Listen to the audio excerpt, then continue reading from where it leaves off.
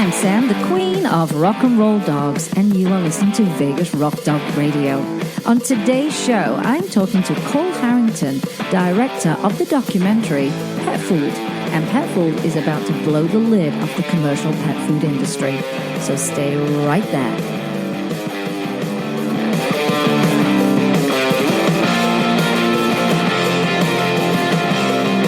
Vegas Rock Dog Radio. Pets, people, pop culture. Let's bring on the host, Sam, the queen of rock and roll dogs. Hi everyone, welcome to the show. You're listening to Vegas Rock Dog Radio, and I'm here with you for the entire hour, and we're going to talk to our fantastic guest, Kohl Harrington, who happens to be the director of the documentary FOOleD. And this documentary is blowing the lid off the pet food industry, the commercial pet food industry. And before we get started, let's just give you some little links where you can connect with the show and with me on the internet. So, as you know, we're on every social media platform that's available. So we're talking Twitter, Facebook, Periscope, Instagram, Tumblr. Where else are we? Pinterest. So you'll find us anywhere on those platforms. Just search Vegas Rock Dog or Vegas Rock Dog Radio. Super, super easy to find. Now, the hub of our show, of course, is the website, vegasrockdogradio.com. That's where you can listen to the show live, or you can pick up an archive show. Now, if you like to use an app, I love apps. I'm not just the queen of rock and roll dogs, but I'm the queen of apps. I love apps because they're so convenient. And if you'd like to listen at your leisure, I almost made that one word.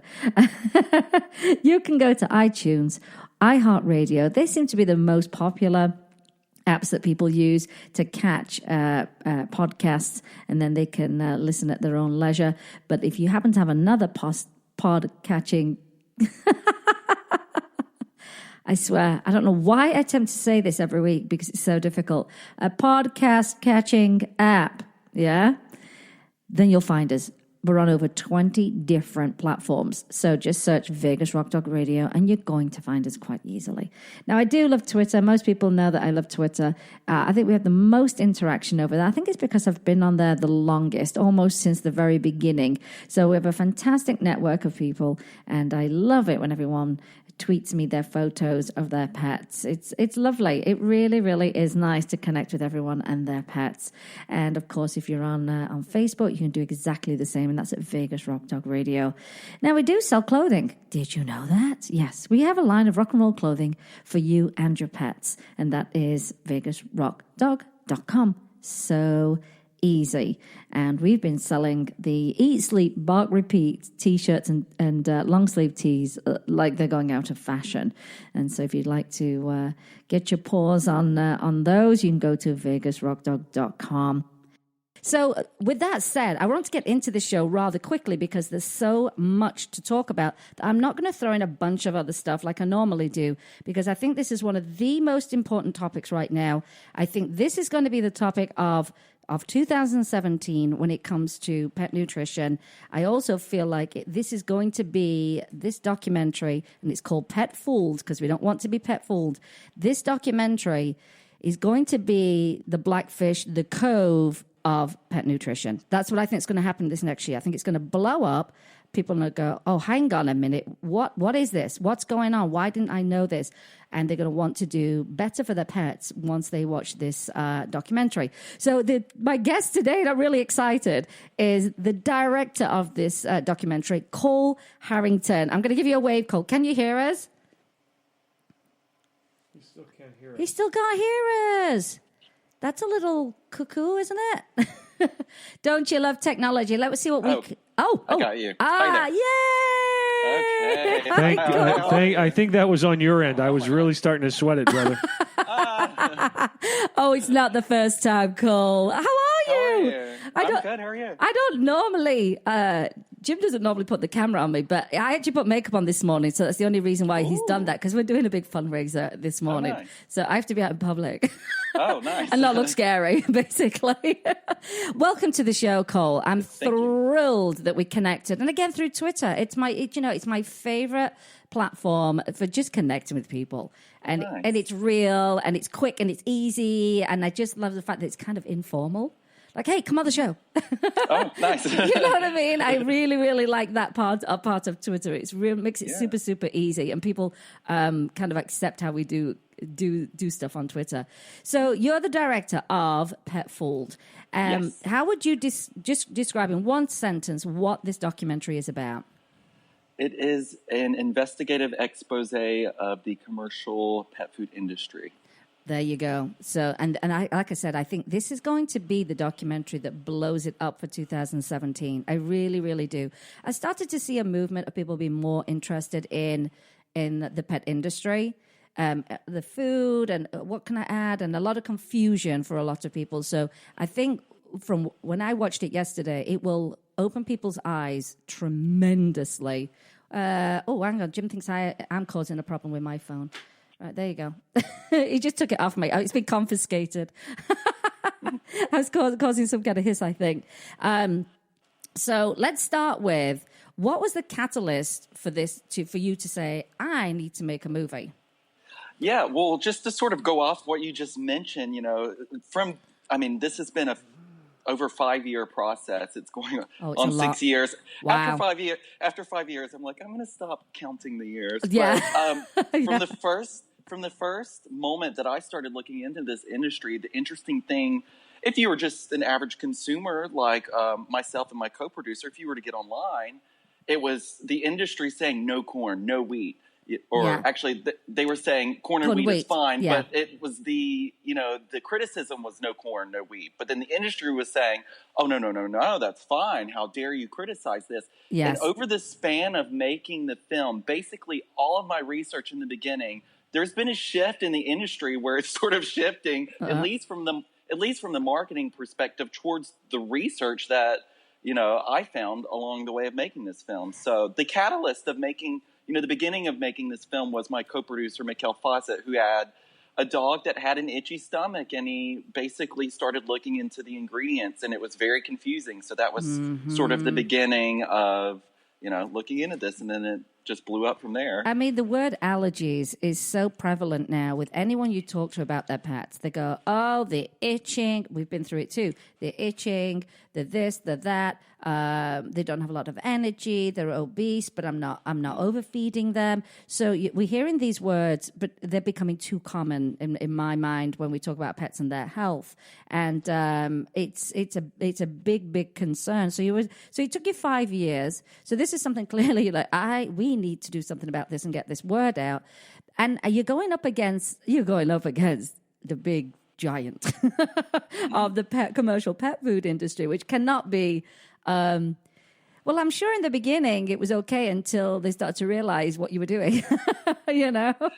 Yeah, I mean, throughout the process of making this, I think that the final film really is a representation of what anybody would find if you were to go spend 5 years researching this industry. You would, people would come to the same conclusions that I've come to. It's just put into a 70-minute film, and I could have made 10 of these films, but I can't imagine what it was like trying to edit down those key components, because each thing that you cover in the documentary could be a movie in itself, could be a documentary in itself, because it was that's why I took so many notes. I'm like, ooh, there are so many tentacles to this industry.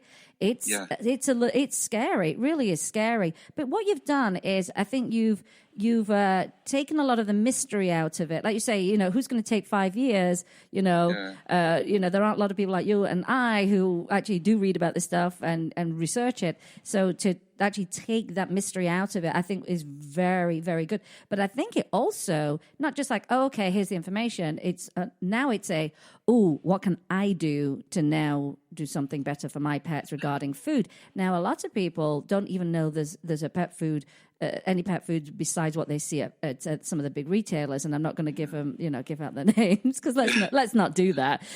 They don't even know that you can go to small independent retailers who are stocking this amazing foods. And again, I know price point's a big thing for a lot of people, so they won't even go down that path.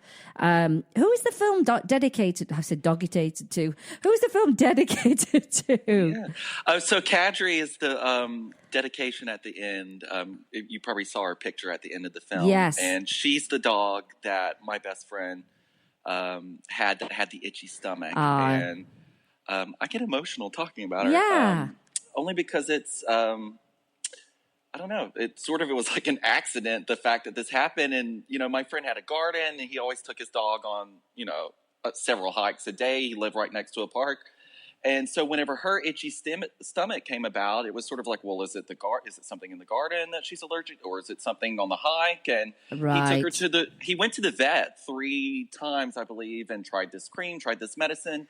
And it wasn't until he took his dog to the groomer, which was basically a little boutique pet store in Hollywood as well. Right. To where the groomer was like, honey, I see this every day. You need to get on a grain-free food. And my friend was like, what does that mean? What is that? Food? And that led to the Google search, which was like, the industry saying corn and wheat is fine. And then, the antithesis of that, which is like, actually, no, you don't want to feed corn and wheat. So that was sort of like, the beginning of the interest. And it wasn't until I met someone who introduced me to the AFCO book. Yes. Before then, it was just researching and trying to figure out, well, if corn and wheat are fine, then the industry will just explain it to me and the evidence will be pretty simple. I think the film is actually very simple. There's 2 very simple ideas. One is, what is species appropriate for your dog and cat? Yeah, I think you've got to rewind, haven't you?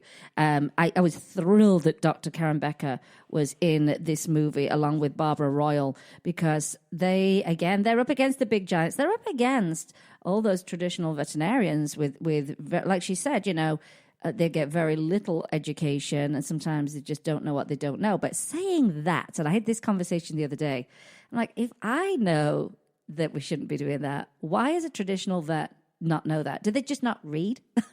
Just in general, what's out there? I mean, that is a big concern. Or are they worried about, well, it goes against what I was trained to tell people. And I don't know if there are any liability issues with that, if it's out the scope of what you learn in veterinarian school. I don't know. But it was amazing that you had those 2 women in there because they're legitimate. They're up against, I say the big pet food companies, and they're also up against a lot of, Dr. Karen Becker in a video not long ago said, the last people to get on board with this, the good nutrition, are traditional veterinarians. They're the last group, and it can't be easy being in that position. And I'm sure you found yourself in that position. I noticed on the video when you call, who is it you call? One of the big pet food companies. And oh God, I called them. I mean, I have I have a big list of who I've called and who did not call me back. But Hill Science Diet called me back and said, they left a voicemail. Hi, we're not interested. And I had a run-in with them at a holistic pet conference where basically dehydrated raw food companies, like it's holistic veterinary conference, and then Hill Science Diet is there with their grain-free food, which is confusing because for decades you've said grains are fine, so all of a sudden they have a grain-free food. Yeah, and what's the epiphany? Yeah, and that's in the film too. Is like literally everyone I went up to was like, "Hi, come over, speak to us." Yes. Let me tell you about like why we made our food, and then Hill Science Diet, the reps, who knows who they were? I don't know if they were local or if they were a national, but like they were like, how dare you come up with a camera? And they were deer in the headlights. They were definitely deer in the headlights because God forbid you would ask a question. Yeah, everybody there was answering questions. And of course, ding, ding, ding. I did not want to make a film to where it was like, oh, I'm going to approach these people and make them look bad. I mean, we've seen that 1,000 times. Yes, I don't want to do that. At that conference, as though I have been rejected by these big companies. Right. It's very interesting to go from booth to booth to booth. And then, I would have went up to Hill Science Diet beforehand and said, "Hi, can we come up and speak with you?" But I knew they were going to say, "No, go speak to our media department." Right. And then the media department was going to reject me. So Yeah. I went up and I treated them the exact same as anyone else that we approached. Tell us about your product. And they just basically shut me down. And wow. I didn't get a portion on film to where they were like, no, you need to speak to our media department. And I'm like, listen, you have a lot of questions surrounding your brand. Yes. So it's a very simple idea for me to ask these simple questions and you just answer it. And they're like, nope. And you're at a conference with pet food companies. Where it's supposed to be, open and honest and transparent. And that's the whole criticism behind brands when they get that big is like the transparency's lost. So basically, that's right. Do you as a pet owner want to trust your pet's life and health with a company that, basically won't talk? Or, that's right. I understand their point of view of why they won't talk because, well, then it's well, this is it. I mean, they've put themselves in that absolute predicament. Here's the thing. And it's funny that they would put themselves up publicly at a conference and then not want to talk to anyone. Well, we all know why. Exactly. Because here's the thing. I mean, the industry is, $61 billion. It's huge. Well, did you see in the film where, the Wall Street Journal reported that their profits were declining because people did not, identify as strongly with their science. Yes. Quotations. What was it, 1947 that Science Diet came out? Was that correct? Yeah, I mean, I think it existed before then. There is a whole book that does not, this is actually very interesting.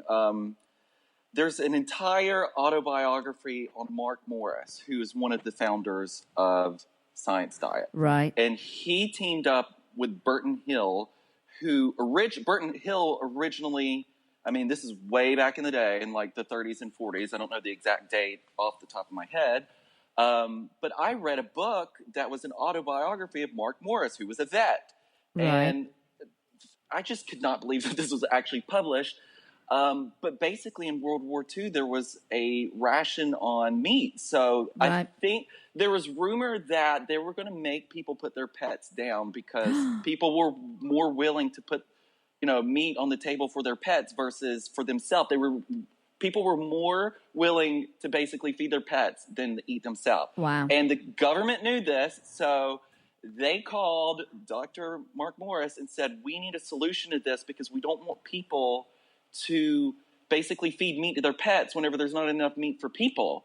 And he came up with a meat-free alternative that would sustain the dog's life during the course of the war. So the dog would not die and people would be able to eat meat and their dogs would be able to survive. So this is the beginning of kibble then? I think you can trace it back to around that time. Commercial dog food existed at that point in time. Right. And Mark Morris's excuse for why he created the diet was, well, everything else is crap, and I can just sort of come up with something that's better. So that was their approach to it. Now, at some point in the way, it got kind of a little blurry there. But I think it's very interesting that one of the first things he did, which, is not a bad thing, was try to sustain the pet's life. But there was never a time where people, him as a vet, analyzed, like, actually, this isn't the best health. Right. The absolute best health. It was actually meant to sustain life, but, And I guess it was the beginning of, which is one of the big things that we're upset about, which is the marketing, because you've put the word science in there. Mm-hmm. So then you feel, I'm kind of trusting of that. Then we see Science Diet is in all our veterinarian offices, and a lot of these big pet food companies are paying for the actual education in the schools for that. So they get their take on, I'm saying their take on their food. And so you don't see a lot of choices, and you think, well, it's my vet. I trust my vet. It says science on it. I got the best food. I've had people say to me literally last week, and it's kind of a sensitive topic with people because you don't want to say, oh my gosh, that's the worst thing you could do for your pet. You have to do it in such a gentle way because people get quite upset because they really believe they're doing the best thing they possibly can for their pets. Who are you and I to criticize a vet? Right. In school, medical school. Yeah. So. And I spoke to this guy last week. Oh, yeah, she's on a special diet because she itches and she's on she's on Science Diet. And I said, this is what I said was, why don't you go to Dog Food Advisor, the website, and then you can see the ratings on the food. And you can make a better choice, but you'll find that that's really kind of low, So it was. I could tell it was a little bit. I said, this will be the best conversation you ever have regarding your pet. Is the fact that you and I spoke today, and I said, just go there and follow Rodney Habib, follow Dr. Karen Becker, and you'll find so much information. I said, you'll be so glad we talked about this. But that's I don't think we had a scene in the movie. I mean, you couldn't include every conversation, but Dr. Barbara Royal and Dr. Karen Becker, that was sort of a big scene in the movie where, we were like, they did not believe that traditional veterinarians knew otherwise and was doing this maliciously. Right. It's just sort of like the fact that people, maybe they aren't aware. And the scene was sort of conclusive of like, we actually don't believe that people are out to do the wrong thing. And, it's just sort of like, maybe it's awareness. I think it's interesting how, again, going back to Kadri, who inspired this film, it was a topical cream. It was this. At no point in the discussion was the vet asking, what are you feeding? Yes. And I think that's very interesting. And it's no one's goal in this process to criticize. In that retrospect, we're just wanting to sort of open the dialogue of why isn't nutrition treated as a form of medicine and prevention? Yes. If you can put a pill in your body and it can solve X, Y, and Z, well, think about the burger that you're putting in your mouth. Right.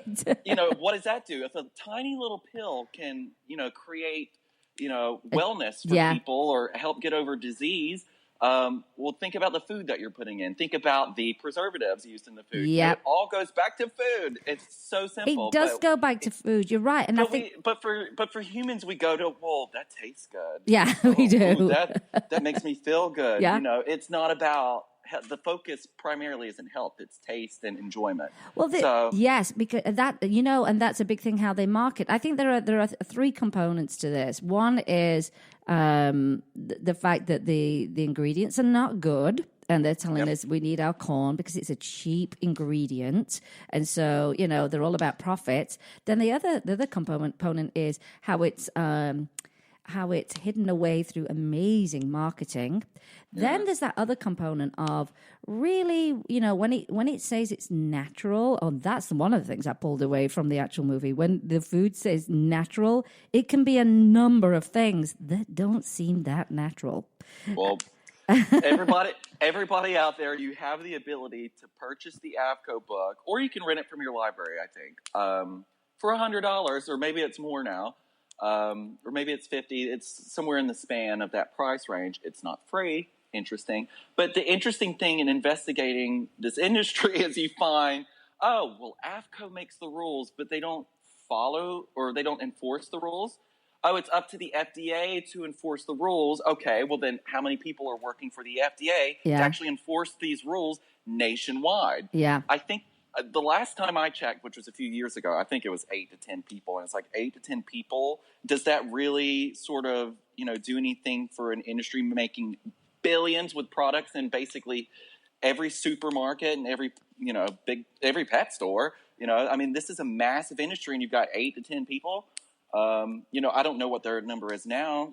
People can write the FDA and ask themselves, but it's just interesting. Whenever I started, you could not. It was sort of like the unspoken thing of like, you better not criticize corn and wheat because they will seek their lawyers on you. Yes. And it's sort of like, what kind of country do we live in that you can't criticize an ingredient in the food? They can market it left and right on TV, but we can't even ask a question because vets have received calls from major pet food companies who say, do not mention our product and how dare you criticize corn and wheat.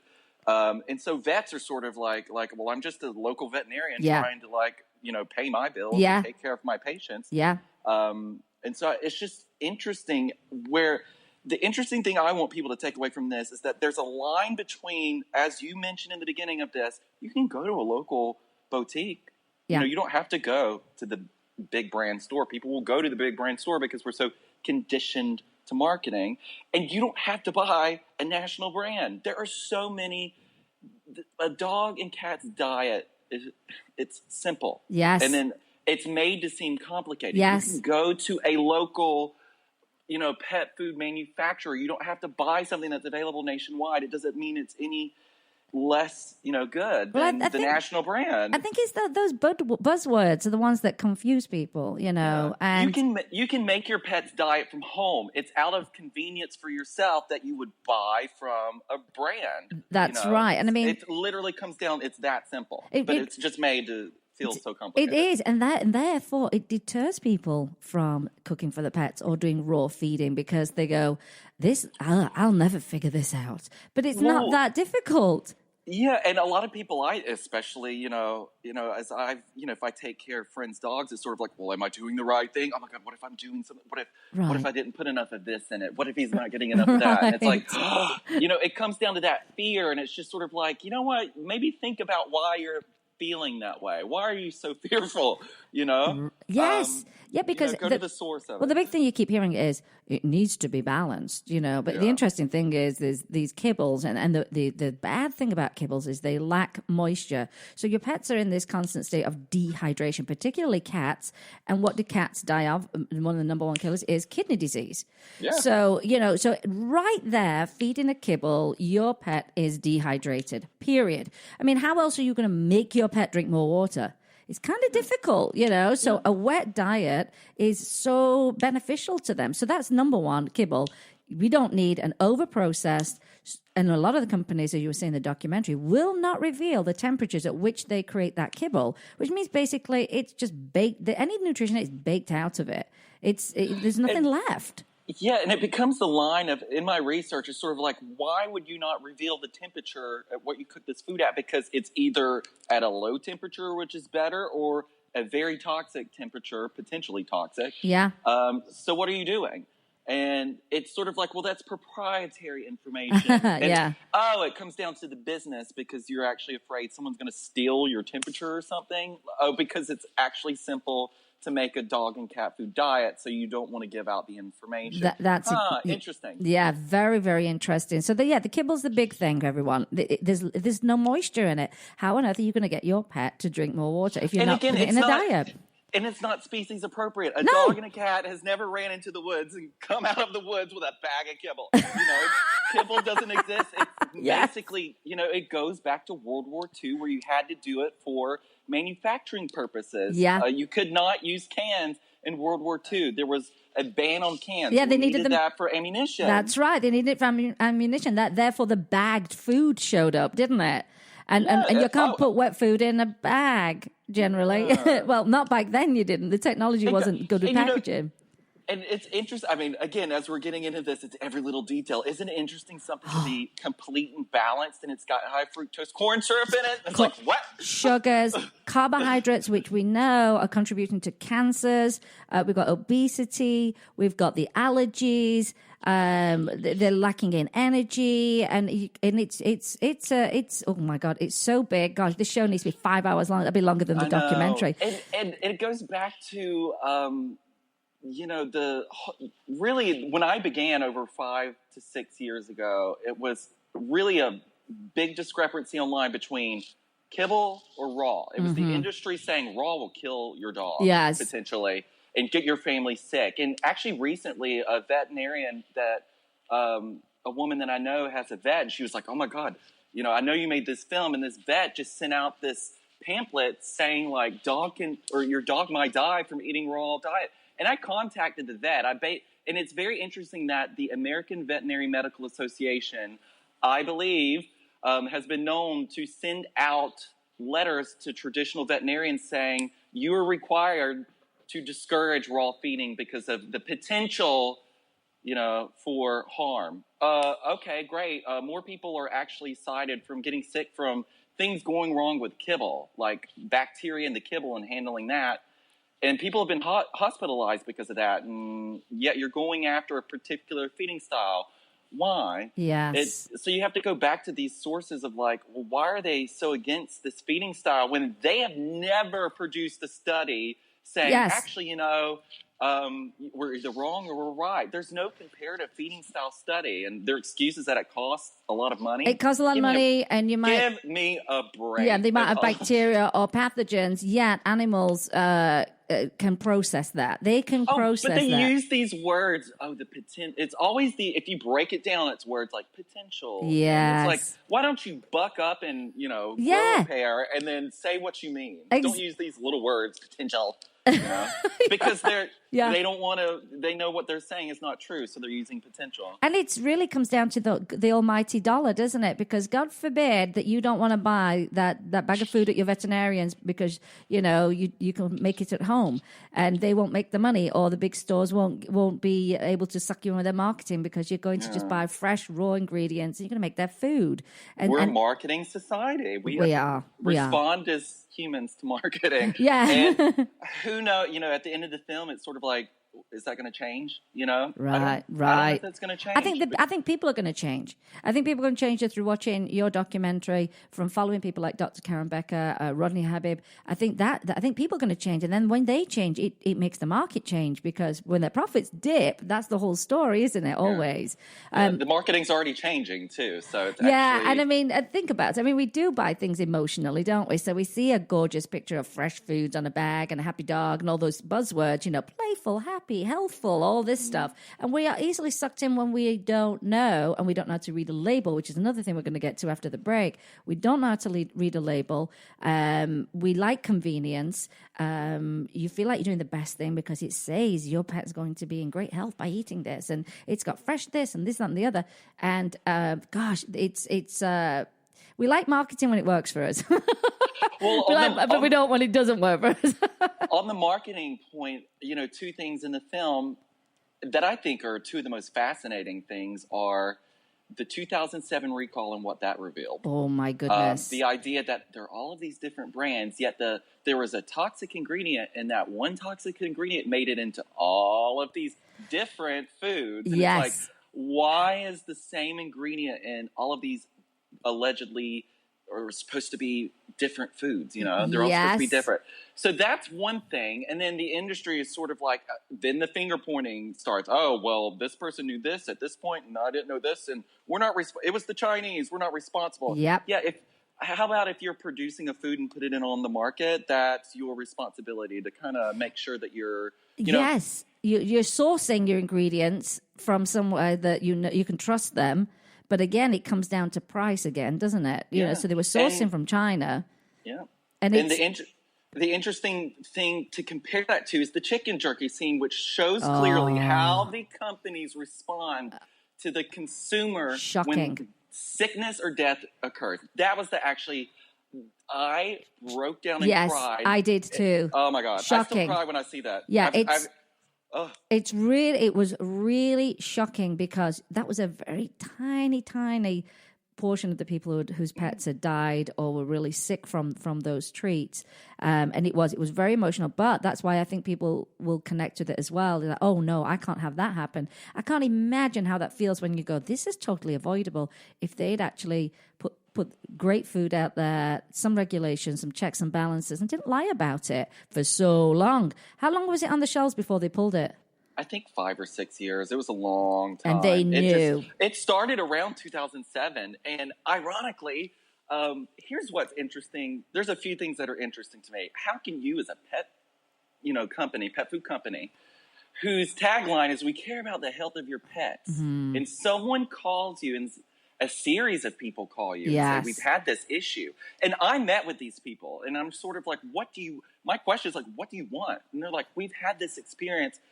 We did not know about this. We want this just recalled from the shelf so it stops the issue. We don't want someone else to not know about this. And but the problem is they've called these companies, and the companies are like, not happening to us. The FDA hasn't found anything. Right. And it's sort of like, as the customer, you're like, huh?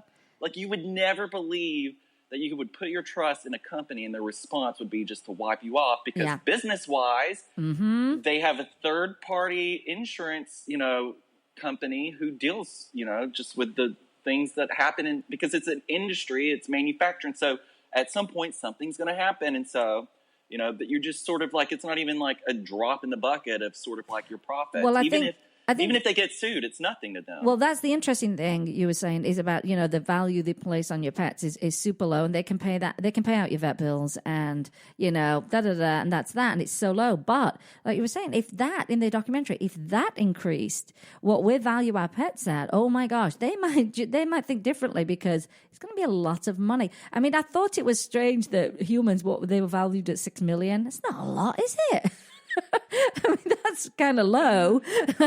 In fact, really, you can't put a price on that. But yeah, when profits are so big, it's nothing to pay out. A few vet bills. And that's what the consumer needs to realize. When you go into your store, I think because of the distribution of all of these foods and that they're available everywhere, it's just sort of like you're in the store, you're buying X, Y, and Z, you need something for your pet soup. There it is on the aisle. So they've tapped into all of these distribution points to where it's just in your face everywhere you go. So, that looks healthy. That looks cute. I'm going to get that. And then not knowing where it comes from, the ethics of the company, and the history, really judge a company by the history of what they've done. Yeah. I don't know what the future is, because we're living in the world of fake news now. Oh, so, yes, we totally are. We totally are. Well, listen, hang on in there. We're going to take a quick break, run a couple of commercials, and we'll be right back, everybody. Stay tuned. There's so much to talk about. And this show is running away with me with time. We'll be right back. You're listening to Vegas Rock Dog Radio with me, Sam, your host, the queen of rock and roll dogs. Vegas Rock Dog Radio. Pets, people, pop culture. At Carl's Jr., not only do we make you happy with our delicious charbroil burgers, but we also make your dogs happy. When you come through our drive-thru with your furry friend, we'll offer your dog a treat. If not, always ask for one. We love to see their smiling faces. Our website, Carl's Jr. of LasVegas.com, has a treat for its customers too, with free coupons anytime, so be sure to visit us regularly. Carl's Jr. is a proud and active supporter of dog adoption in our community. You can find us at Carl's Jr. of Las Vegas or on Twitter at Carl's Jr. of Vegas.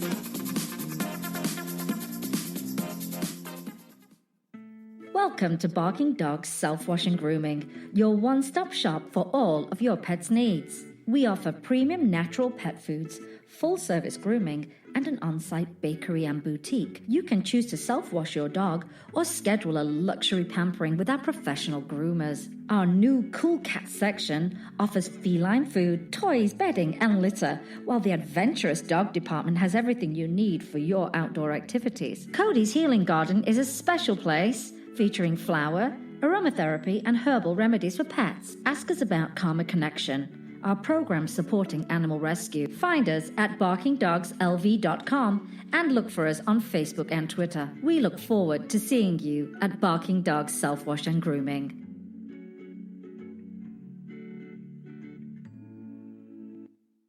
Let's bring on the host, Sam, the queen of rock and roll dogs. We're back, everyone. I have Kohl Harrington here on what are we on? What are we even on today? We're on FaceTime today. It's been one of those kind of weeks and mornings already. We're talking to Kohl. He's the director of PetFooled, the documentary, and he's blowing the lid off the commercial pet food industry. What we're covering, what he's uncovered, not me, because it made it so much easier for me to watch it. What he's uncovered is one, that there's, I think, was it 5 manufacturers that kind of produce everything? Yeah, they own the majority of the market. Now I believe it's 4. Oh, wow. So it's sort of, conglomeratized even more. It totally is. And then, it doesn't mean, out of the, say they produce 100 different pet foods, that they're any different from the other. And the base of them is kibble. The base of them is kibble, which is lacks in moisture. It leads to your pets just being dehydrated, in a constant state of dehydration, which we know is very bad for the health, particularly for cats who get kidney disease. And the fact that it's overprocessed and it's baked at a temperature that they really won't even tell you what it is, you've killed everything that could possibly be in it. And the fact that they're telling us that corn is good for our pets, which we know is not good for the pets, and carbohydrates and sugars are not good for our pets. And it's not a species appropriate diet. For example, Dr. Karen Becker, and I thought this was great. She said, worms eat dirt, hummingbirds eat nectar. You're not going to see a hummingbird eat dirt. So why are we trying to do that? Why are we trying to give them a food that doesn't, when you rewind it and we go back to the DNA of wolves, why are we not feeding that based on that diet? But then, of course, you say money, and money's a big thing and profit's a big thing. And how do we maintain that? We do it through this incredible marketing that fools, and that's why it's called Petfooled, and it's the best name ever. It fools the consumer, and you emotionally buy into their products because of the pictures and the words and the buzzwords, and you find that you think you're doing the best you possibly can. And I think that's what's shocking about when you watch the documentary. It's like, oh, gosh, I feel horrible. I felt like I was doing the right thing. Labels are very, very confusing. I mean, I guess the first thing, your first indicator is if you see corn at the top, we need to be worrying, don't we, Kohl? Yes. Just need to really worry about that. And the industry has got an excuse for and a reason for anything that they put in the food. So if you call the company and say, why is corn in my food? And they'll give you a reason. It's good for, it's got a certain amount of protein in it, and it's, great for energy. It's got carbs for energy. And that's sort of like what took me so long, was finding these little holes in the research. There was a massive veterinarian book that actually Mark Morris in Hill Science Diet gives out to vet students for free. And in that book, there was a one-line sentence just talking about, how dogs and cats don't really have like a biological requirement for grains. So, dogs, if catching something in the wild, maybe, for example, a cat might catch a rat that has grains in it, right, in the stomach. But it's just very interesting to find these little one-line pieces of evidence where it's sort of like, why are there studies on corn and wheat whenever it says right here? Because it was in that rat. They've used that rat. Well, yeah, it's like dogs do not have a biologic requirement for grain, and it was just sort of like a mouth-dropping piece of evidence where it's like, how could this be in this book that's in vet school and it's not the forefront of nutrition? That kind of says everything right there. Well, no biological requirement. That doesn't mean that they can't eat it. Right. And, because a dog is a scavenging carnivore. Yeah. So they're going to be able to eat it and process it, but that doesn't mean that it's, the best bioavailable thing for them. Before you know it, they'll be putting foam in dog food because, just had a friend that ate its dog bed. Her dog ate its dog bed, it ate it. Is it appropriate? No, it's not, and that comes to the melamine that happened in 2007 when it was put into the food. I guess it gives a higher reading of protein. Is that correct? Correct. It was to manipulate. Basically, the company would, when you make a pet food that is available. Some of these foods are nationwide, multinational. So you're sourcing. You need to find a way. Well, where am I going to get this ingredient to make this food that I'm selling? And think about it in all the grocery stores, in the medicine stores on the corner, in the pet food stores, and there are so many millions of packages made of just one brand, and these companies own, several brands. So they need to be able to source ingredients, that they could put in every one of these foods. So one of the places that they were sourcing wheat flour from was a company in China. Yeah. And the Chinese were basically, from what I could understand, the Americans did not know that they were buying melamine. They thought they were buying wheat flour. So, that's number one. Why is wheat flour in there anyway? Yeah, that's the first crime there, isn't it? Is why you're buying the wheat flour, but then not knowing that this melamine was in it, and it's actually called a cyanuric acid. Yeah, and so it was basically what was an adulterated product, which means it was not supposed to be in the food. That ingredient was not supposed to be in this particular food. It was illegal. Oh, and wow. the American companies that were producing these foods were like, well, this wasn't supposed to be in the food. It's not what we bought. It's the Chinese fault. And it's sort of like, you know what? You're producing the food. How about you figure out 100% what's going into the food? That's right. Before it's actually put together. Put it in there. Exactly. And now, how many animals were affected through that? Ironically, there is no exact number because there's no central database to report it. to report it. It's There isn't even like a pet food regulation. It's all animal feed. It's not even a separate branch in the government, in the FDA. It's Center for Veterinary, Food. It's just animal feed. No, So that's what. oh wow! That's the AFCO bug. Because that's another thing too that what is allowed in pet foods, byproduct is basically anything good from a chicken.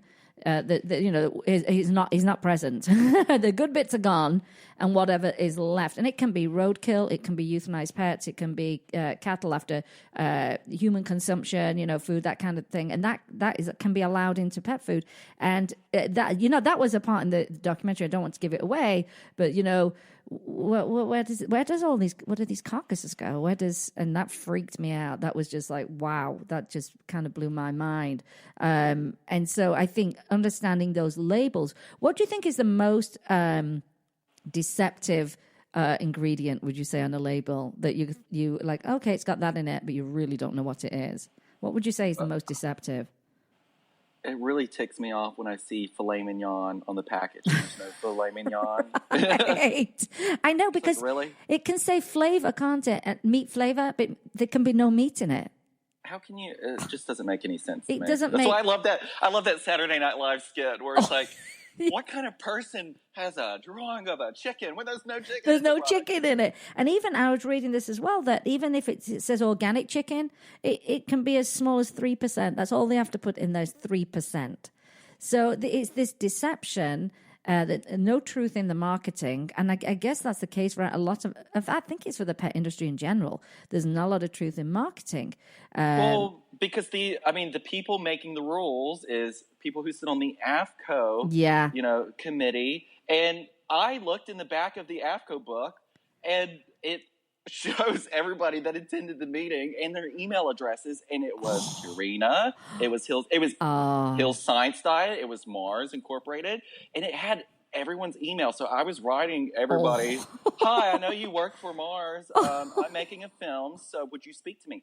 Never got a response. You see, it's. I love it. When people squirm. You could sit on the AFCO panel and help draft the rules. Oh, they're not helping draft the rules. They're just there to give us their opinion on, how to best get this through the states. Drive their agenda, basically. Grow up. Oh my God. And it's why are they even there? Exactly. What's the point? AFCO is that is not a government branch. No, that is a. It's basically because dog and cat food is regulated under animal feed. Wow. So AFCO is the Association of, Animal Feed. And basically we've reached a point to where dog and cat foods are, dog and cats are not considered farm animals. They're considered, human companions. So basically we need an organization to operate the pet food industry from a health-centered focus. So how about we think about what is appropriate first of all? That's not the approach that this industry has taken. But I think it's actually interesting if you step back, you've got AFCO making the rules, but they don't enforce the rules. And then you've got FDA over here. Oh, but if you want the definition of organic, you need to go to this other place over here. Oh, if you have a problem in that state, it's actually the feed control official in that state. So they basically cleverly either created or allowed this very complicated web. I mean, if it's state by state, that's 50 states. That's a web. It's a very interesting ability to exist. And then what irks me even more is that you have people like the Pet Food Institute, which we should talk about that because it's fascinating, who represent, every industry has industry representatives, otherwise known as lobbyists. And we got a call randomly from somebody who would not tell us their name, right? And it was sort of like, who's calling? Why are you calling? Oh, I'm in the pet food industry, and I hear you're making a film, and we want to help you. And it's sort of like, okay, you're creeping me out. How about you tell me who you are? Yeah, that is creepy. And the guy's name was Kurt Gallagher. Hi, Kurt. How are you? Who actually invited us to come speak with them.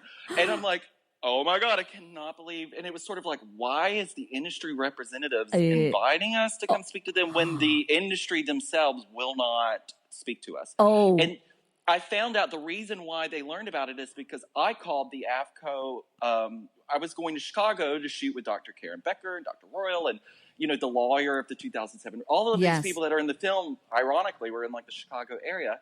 And I called AFCO, hey, can I come speak to you? And they called the Pet Food Institute. And then the Pet Food Institute called us. Isn't that interesting? Oh.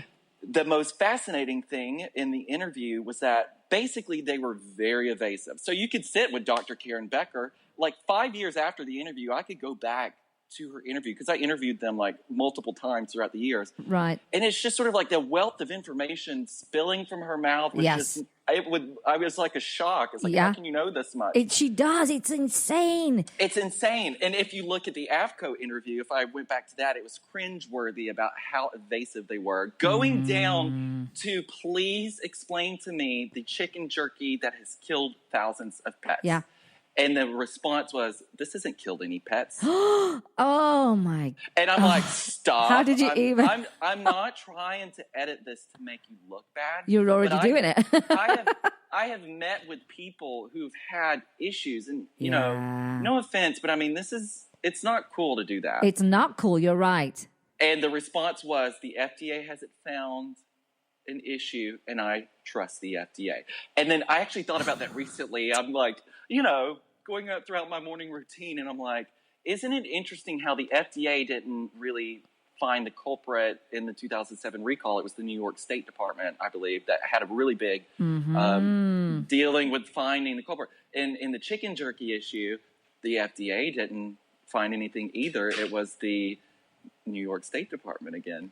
Interesting. It's a state finding the issue to recall the product from the shelf, not the federal government. Wow. Okay. Interesting. It was very interesting to me that the guy, I thought about that more years after. I'm like, he trusts the FDA. I wonder why. Is it because there's not enough people? Because when I interviewed the FDA, what I took away from it was that they were speaking to me through their eyes. Oh, right. To where it was sort of like, it's in the film where they're like, we have not found, something in the product that would tell us this product right here has something. And it's very frustrating because all the evidence points to there's a problem in this product. Yes. So it was sort of this roundabout issue of agreeing that they're sorry and they wish they could find it, but it's just sort of like they can't. So...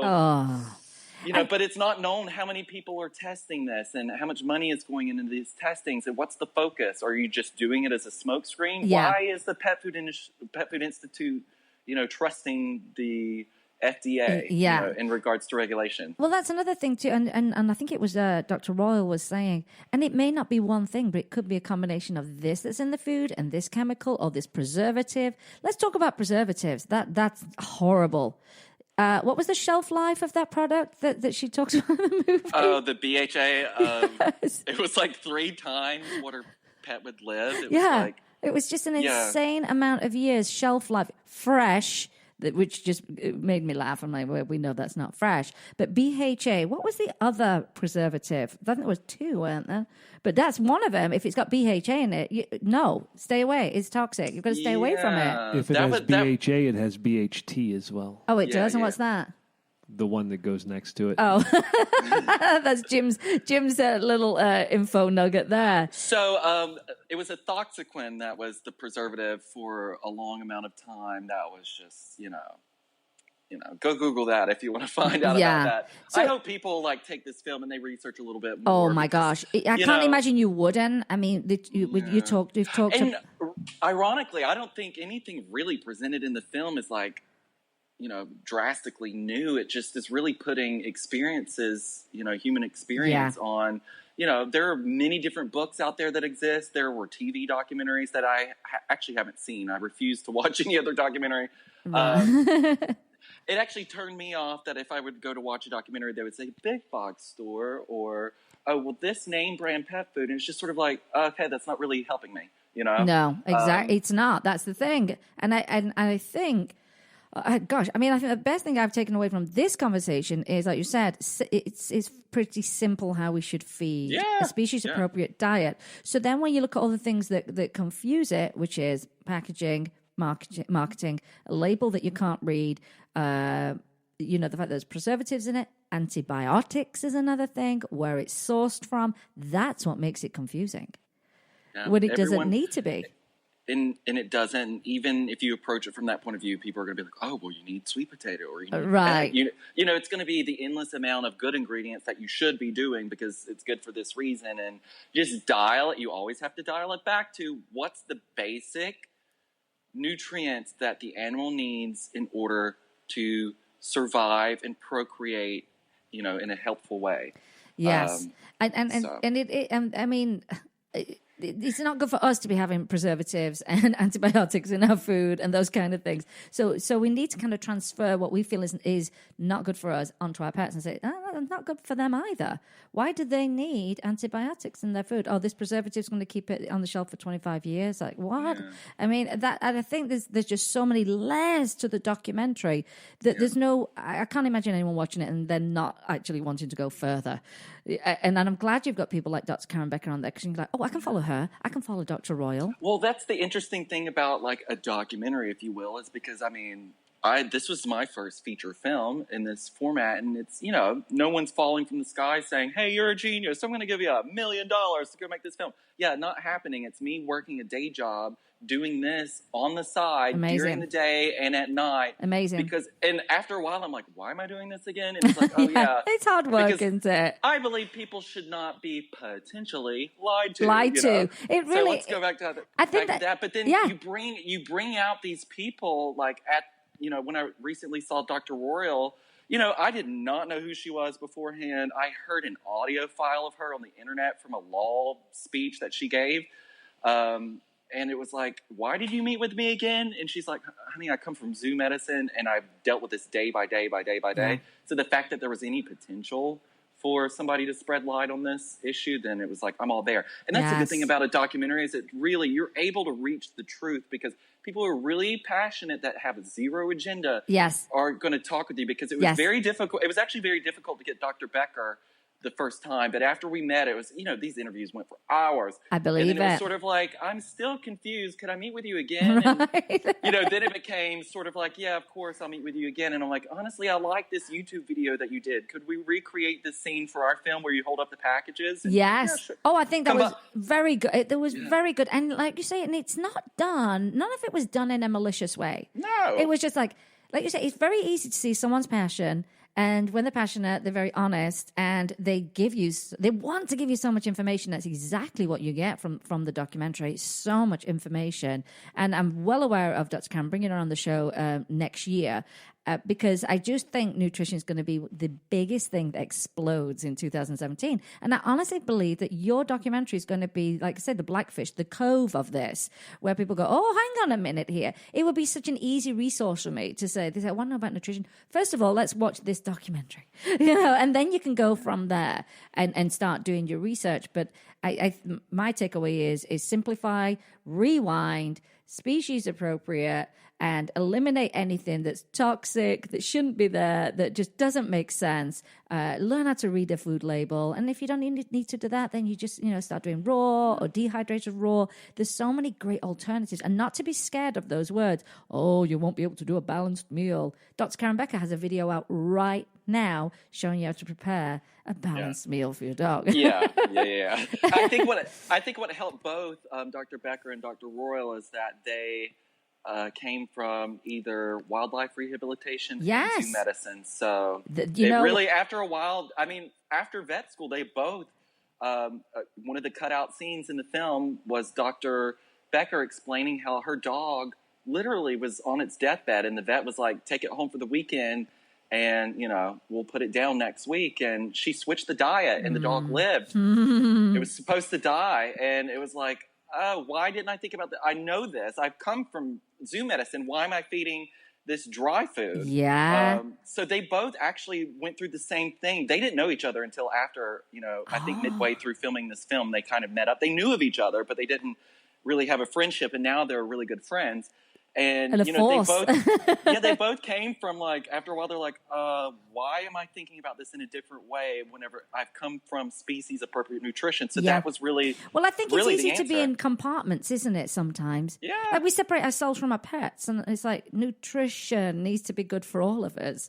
And so I think we do quite easily go in those boxes quite easily. Our own veterinarian, she was a pioneer in the holistic veterinarian world. She goes to Africa every year and she works with giraffes and all kinds of, elephants, you name it, chimps. She's worked with them all. So that broad experience is quite amazing. Like you're saying, the wildlife, when you're going to rehab, an eagle, it's, you're not giving it, some corn, are you? I mean, you're going to give it some ice and stuff like that. And so I think, I love that they went through that experience themselves, because that's usually how we learn the best, isn't it? We're like, I had to go through it, to figure it out.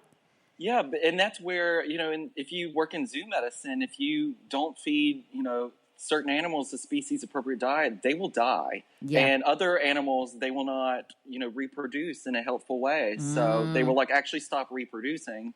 So it's very interesting. It's endlessly interesting. It is.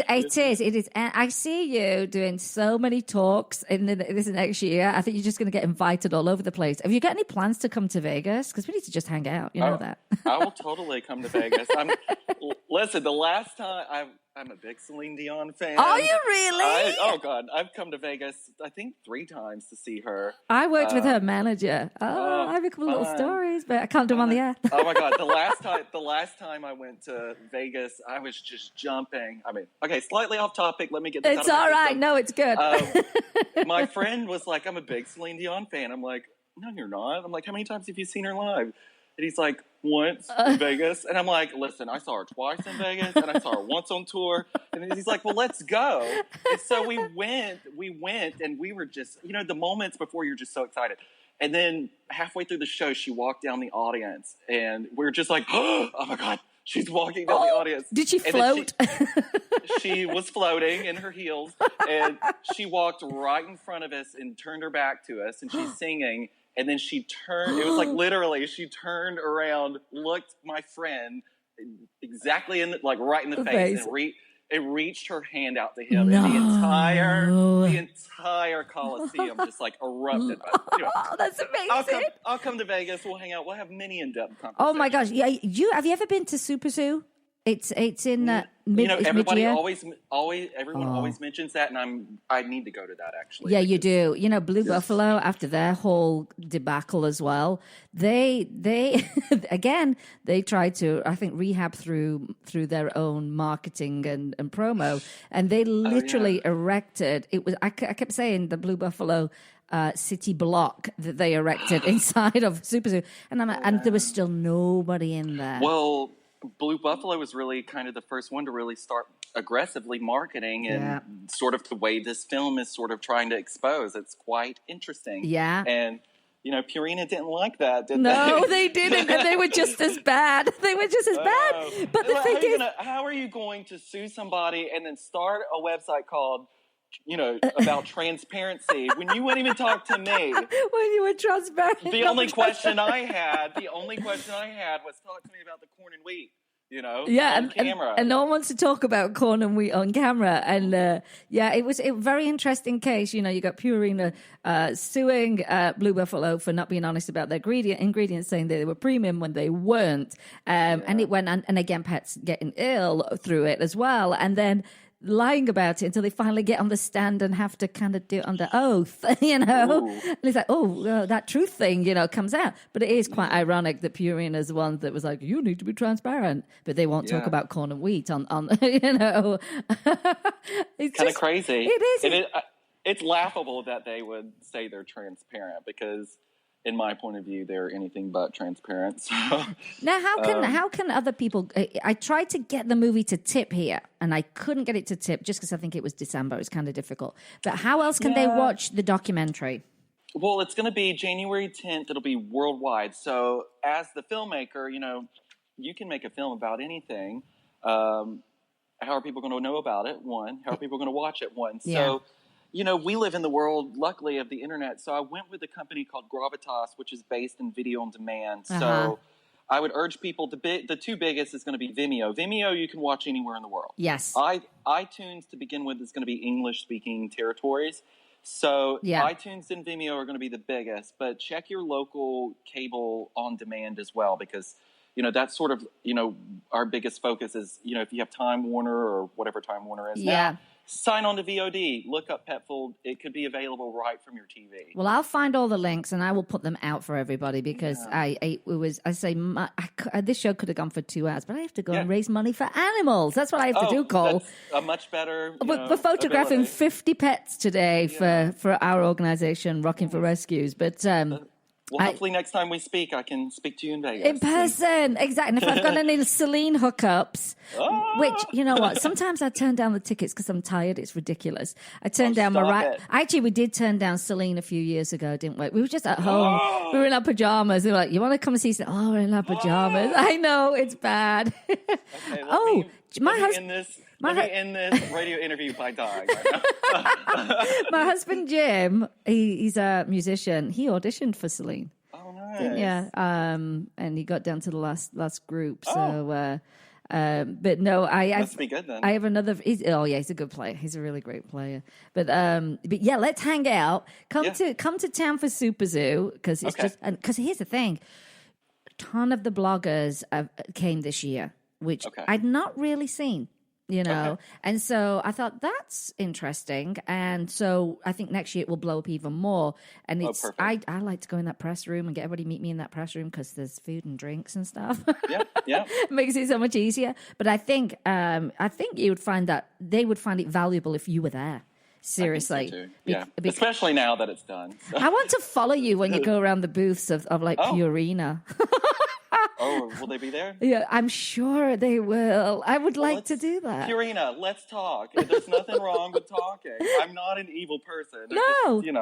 Just, I'm interested. You're just someone that really, really cares. And I think it's wonderful that you what was the dog's name that you dedicated it to? Kadri. And Kadri. Even on Purina, I mean, I'm not even focused on, making big corporations look bad. I mean, the consumer has all the free will to research and do what they want. That's right. Whatever, I've questioned it, and, there are so many smaller companies. I know we're about to end, but I just want to put in there, like, it didn't get put in the film, but, like, The Honest Kitchen, for example. Yeah. My experience was calling them up, getting on the line with Lucy. Hi, can I come interview you? Sure. Yeah. Lucy, could I please go into your facility where you make your product? Sure. And the only concern she had was, I need to be able to not show certain names of machines for proprietary reasons, but you can definitely come in and look. Quite interesting, quite the opposite of other companies. And Dr. Royal works with Darwin's Raw in Seattle. Yes, and popular. Through her, I was able to go into their facility. And so these smaller companies, and even Honest Kitchen is getting bigger now, but they're very transparent, and they're built on morals and ethics. Yeah, that's right. That's what we feed our pets. We're going to start going to using their base mix, and then start bringing in and do what raw. you want. Yeah, and you can feed a variety of different foods. You don't have to pick one brand. I mean, you can change your proteins up. You can use that base, and you can change your proteins. And she's been putting up some cute recipes, and they just came out with the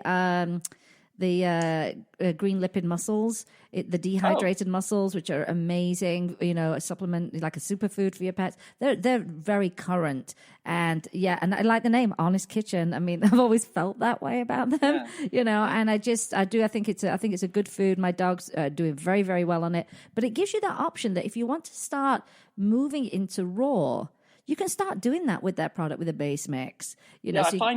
I find most people are freaked out by raw because it's so opposite of what you're used to, which is a dry food, which you should be. It's a bit gross, So, but you'll get used to it. And you know what? I think there's nothing better than doing the absolute best for your pets. I mean, there really is. There's not a better feeling. I love it when I prepare everything for my pets, and they get their golden paste and their coconut oil and their powdered greens and their.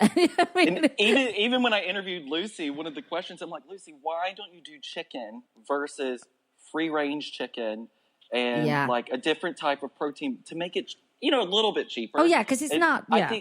she was so offended by the. She's like, I have built my company on ethics and responsibility, and this is what the consumer deserves and needs. And why would I do anything but? And I'm like, okay, I'm just trying to make it cheaper. I know. The person out used to shopping at Walmart. Sorry, I know we have the $200 bill a month. We know we live it. Well, I'm like, you know what? I don't need to get my nails done. I don't need to.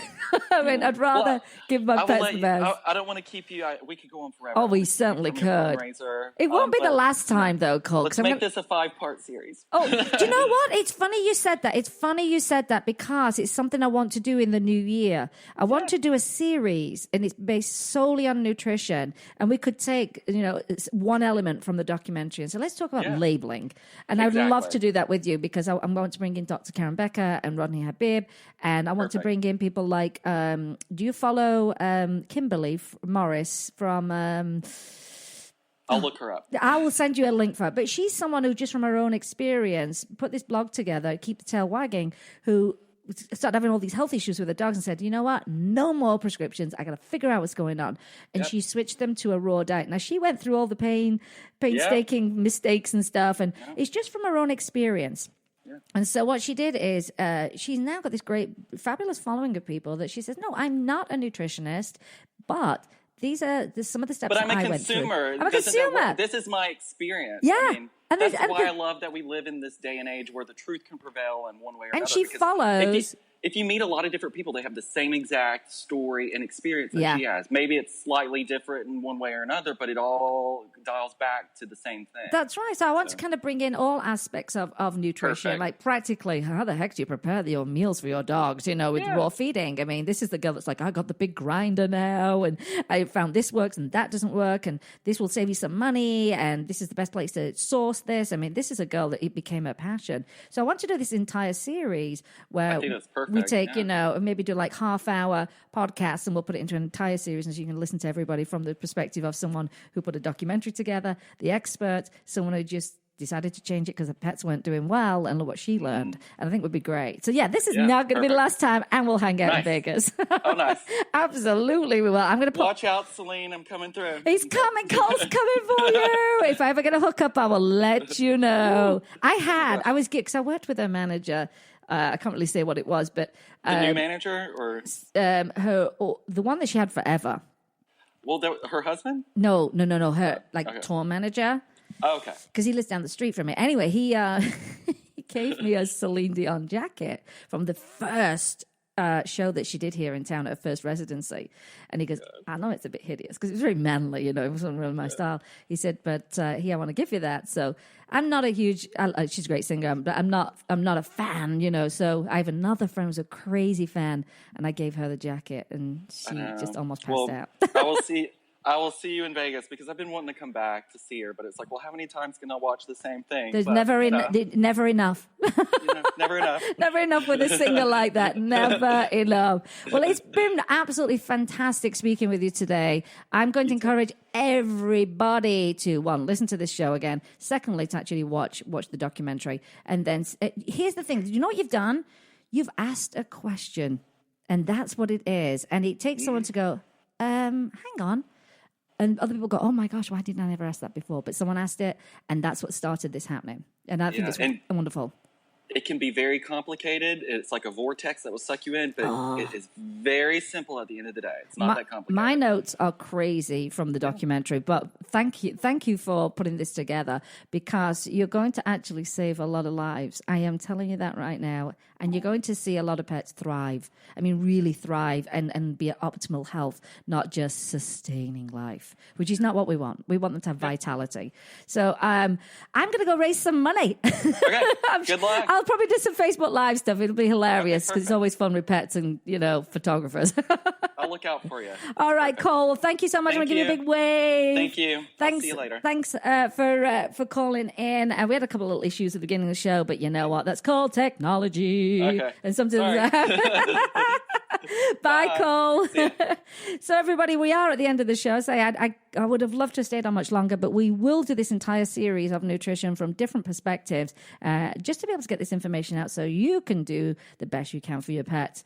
So with that said, you know how we always close the show. You can help an animal in need, either rescue, adopt, donate, volunteer, share their information, or buy them a bag of really good food. Really good food. Rescue your next family member, replace the word shop with adopt, and be kind to all animals. Big thank you to Kohl Harrington of PetFooled, petfooled.com. I will put those links up. Please, please, please watch the documentary. You'll be so glad that you did that. And take a moment to run over and like their Facebook page, and you can find Kohl on Twitter and also on Instagram. Thank you, Jim, for taking care of my show and all my little quirks that I have. I have a lot of quirks. Maybe we'll have a show about your quirks. We should, because I've got plenty of them. And today, you've been listening to Vegas Rock Dog Radio, where it is all about pets, people, and pop culture. I'm your host, Sam. I am the queen of rock and roll dogs, and always kiss your pets. Good morning and good night. I will see you next time. Bye, everyone. You've been listening to Vegas Rock Dog Radio. Pets, people, pop culture.